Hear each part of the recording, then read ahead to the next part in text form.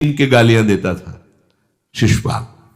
ये जब शिशुपाल प्रकट हुआ तो बुआ का ही लड़का था, 4 भुजाएं थी। तो इसके जन्म उत्सव के समय फिर श्री कृष्ण बलराम जी भी गए हुए थे। तो आचार्य ने जन्म कुंडली उस समय बाची कि महावीर होगा, ऐसा ऐसा सब वर्णन करते रहे और कहा ये उन्हीं के हाथ से मारा जाएगा जिसकी गोद में डालने पर इसकी 2 भुजाएं हट जाएंगी। तो वहां जितने आए हुए थे रिश्ते नातेदार, समाज के श्रेष्ठ श्रेष्ठ जन, सबकी गोद में शिशुपाल को, और जे भी भगवान श्री कृष्ण की गोद में डाले 2 भुजाएं गिर गई। रो करके उनकी बुआ ने कहा कि मैं भिक्षा मांगती हूं कि मेरे बालक की आपके हाथ से हत्या नहीं होनी चाहिए, तो उनका 100 अपराध क्षमा करता हूं। तो उन्होंने सोचा 100 अपराध काहे को करेगा, का 100 अपराध तक मैं इसे बिल्कुल कोई दंड नहीं दूंगा, वचन देता हूं। ये जब से तोतली वाली बोलना शुरू किया तब से भगवान को गालियां देना शुरू किया था। इसका स्वभाव ही ये वैर, पूरा ऐसा वैर, भगवान को गालियां देता था।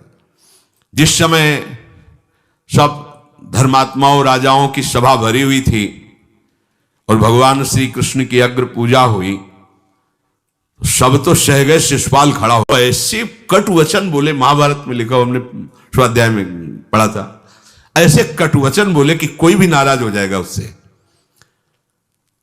तो पहले भीमसेन खड़े हुए और कहा कि अपने बड़ों का सम्मान करना सीख, चूंकि भाई ही लगता है, जैसे कुंती बुआ ऐसे भगवान की वो बुआ का दूसरा है, ये लड़का है, सम्मान करना सीख। अगर तू ऐसे ही बोलता रहा तो यही मैं तेरा गला काट दूंगा। ऐसे कहा बैठ जा ब्रिकोदर, बहुत खाने वाला, तू क्या मेरे से लड़ेगा। भगवान ने भी इशारा कर दिया। जब देखा कि ये बोलता ही चला, भीष्म जी खड़े हुए और भीष्म जी ने कहा मैं श्री कृष्ण के चरण आसक्ति चित्त वाला हूं, अगर अब एक भी शब्द यहां बोला इसने तो मैं किसी की नहीं सुनूंगा, इसको नष्ट कर दूंगा और दोनों सभाओं के सर पर पैर रखता हूं, जो श्री कृष्ण का विरोध करे उसके लिए मैं पर्याप्त हूं। भगवान ने कहा चुप रहो, शांत रहो, सबको बैठा ला। वो गिनती शुरू किए थे 98, 99 का शिशुपाल सावधान, जो तुम्हारी माता को वचन दिया था बस एक शब्द रह गया है, आगे मुझे दोषी कोई ना ठहराए। 100 तक क्षमा करने की बात कही थी, जे ही वो तो रुकने वाला थोड़ी था, जे ही आगे बोला सुदर्शन जी के द्वारा उसका वो परम उद्धार हुआ जो बड़े बड़े ऋषि मुनियों के लिए बड़ा दुर्लभ पद कहा गया है। गोपीजनों ने सौंदर्य माधुर्य निधि भगवान को अपना कांत माना, प्रीतम माना। एक ही वृत्ति, कितनी गजब की वृत्ति गोपीजनों की है कि सब कार्य करते हुए कृष्णाकार वृत्ति है। बेचने दही जा रहे हैं, बोल रहे कोई कृष्ण ले ले, दामोदर ले ले, माधव ले ले, कैसी वृत्ति है, देखो कैसी उच्च कोटि की अवस्था है। किसी भी भाव से हमारे प्रभु से जुड़ जाए तो इच्छा द्वेष दोनों से वो मुक्त हो जाए। और जब तक ये ठीक है ये बेठीक है, इस तरह के द्वंद्व तुम्हारे हृदय में बने रहेंगे, तब तक मूढ़ता रहेगी और उससे पतन होता रहेगा। संसार का संबंध दृढ़ होता है इच्छा से, बहुत सुंदर बात है। संसार का संबंध दृढ़ होता ही है इच्छा से, इच्छा खत्म संसार का संबंध खत्म। कितनी बढ़िया बात है। पर हम भागे घूम रहे हैं इच्छाओं की पूर्ति के लिए। जब एक बता दिया कि समुद्र है भगवान, जो चाहिए इन्हीं से क्यों नहीं, पर इनसे मिलने के लिए भी तुम्हें शराब छोड़ना पड़ेगा, तुम्हें मांस छोड़ना पड़ेगा, व्यभिचार छोड़ना पड़ेगा, गंदे चिंतन छोड़ने पड़ेंगे। वो राजी नहीं हो तो करो पाप और चाहो सुख, ऐसा कैसे हो सकता है। यही है जीव की परेशानी, यही है। वो ये चाहते हैं कि हे संत महात्मा, हे भगवंत, हमको छूट दो, हम खूब गंदे आचरण करें और आप हमसे सेव संतरा रुपया पैसा ले लो और आप ऐसा आशीर्वाद दो कि हमारी उन्नति होती रहे, दुख ना मिले, हमें सुख ही मिलता है। कभी स्वप्न में भी नहीं हो सकता। तब लग कुशल न जीव कहूं सपने हूं मन विश्राम, जब लग भजत न राम कहूं शोक धाम तज काम। ये दुखों का खजाना काम अर्थात इच्छा, इसका त्याग करके भगवान की शरण में होकर जब तक नाम जप नहीं करोगे, स्वप्न में भी तुम्हें विश्राम नहीं मिलेगा। और नाम जप एक गंदे आचरण करने वालों के हृदय में नहीं हो सकता। नाम परम पवित्र है। ये तभी होगा जब आपका खान पान सात्विक हो, आपका वातावरण सात्विक हो, आपका बोलना उठना बैठना सब सात्विक हो, तब नाम भगवान कृपा करेंगे आपकी जिह्वा।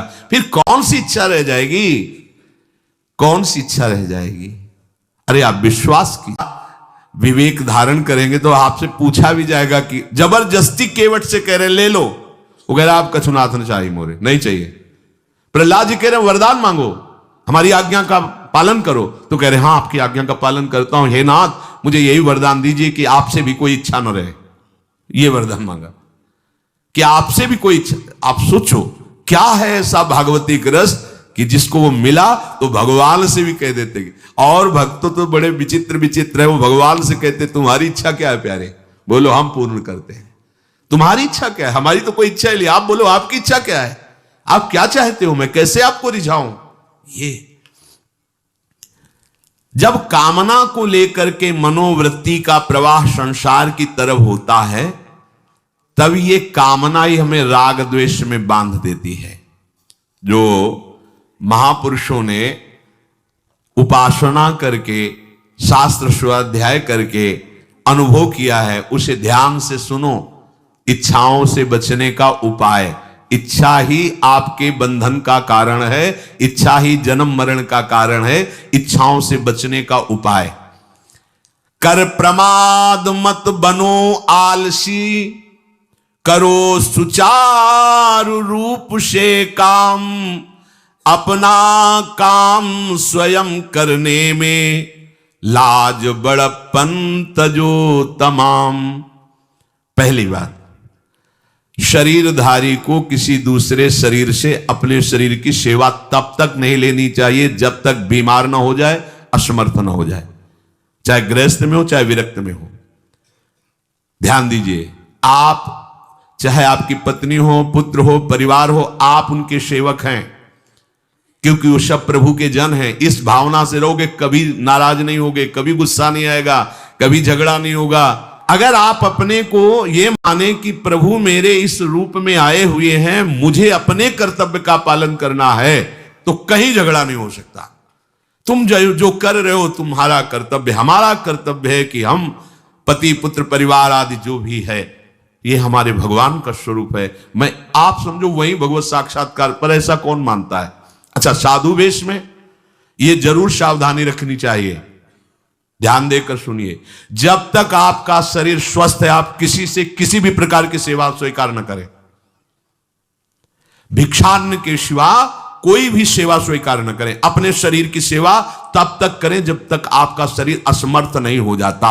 असमर्थ हो गए तो फिर हरि ही करें आकर स्वयं, या किसी को भेज दें, उनके बस की बात है। देखो माधवदास बाबा की लंगोटी स्वयं श्री ठाकुर जी महाराज धो रहे हैं।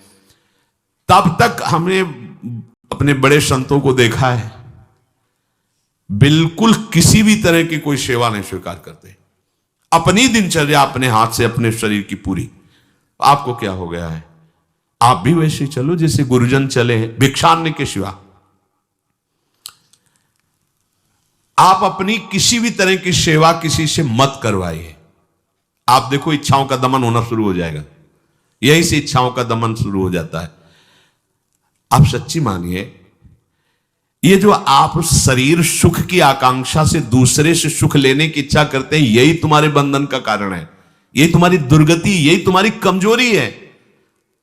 जब तक शरीर स्वस्थ रहे, किसी से किसी भी तरह की सेवा मत लो, और अधिक से अधिक सेवा करने का भाव रखो।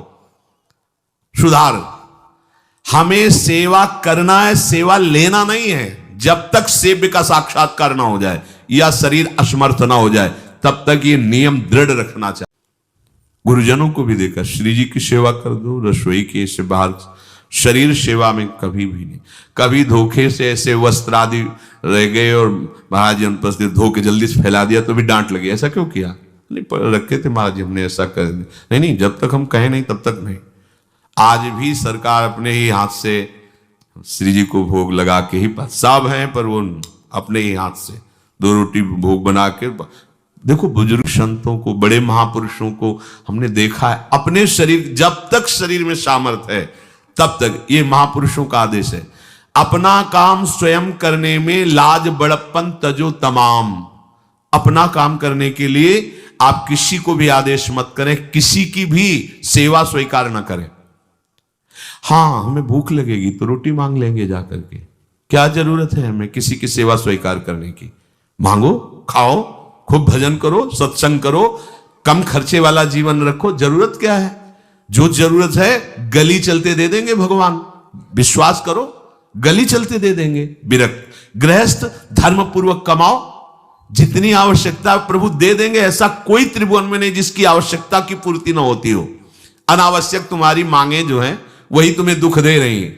आवश्यक व्यवस्था सबको भगवान दिए हुए हैं, अनावश्यक मांग के लिए तुम्हें फिर फंसना होगा। ये तुम्हारी अनावश्यक मांगे हैं, ये हो जाए, वो हो जाए, वो जो आपको जीवन जीने के लिए जरूरी है, धर्म पालन के लिए जरूरी, वो बिना मांगे भगवान दे रहे हैं सबको। देख लो।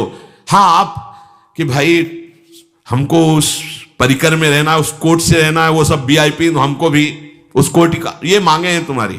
तुम्हारा प्रारब्ध जितना है उतना तुम्हें मिलेगा, जो आवश्यक है वो तुम्हें मिलेगा। अनावश्यक मांगे करोगे फंसोगे, अधर्म में कूदना पड़ेगा तुम्हें।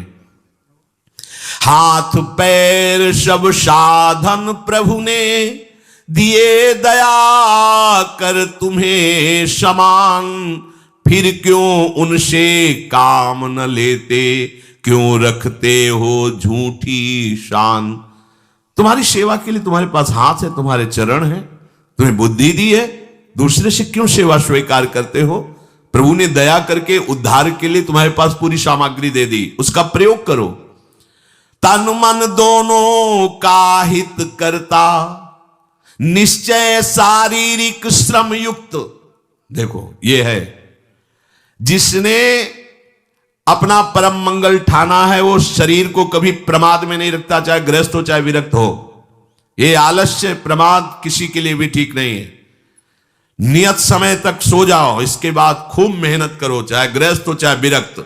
विरक्त हो तो खूब नाम जप, वाणी पाठ, ब्रह्मचर्य से रहना, आसनों में बैठना, हाँ, सेवा करना, शारीरिक श्रम नहीं, खूब सेवा करो, धाम की सेवा करो, नालियां साफ करो, गलियां साफ करो, जो सेवाएं में, इसे श्रम करो। ब्रह्मचर्य पचाने के लिए श्रम भी तो होना चाहिए। श्री जी की प्राप्ति के लिए मन वचन कर्म से श्री जी के चरणों का आश्रय लेकर के जितना आप अन्न डालते हो उतना आप इसका प्रयोग करो शरीर का। इससे ममता मत रखो। खूब धाम, पुराने संतों को देखो,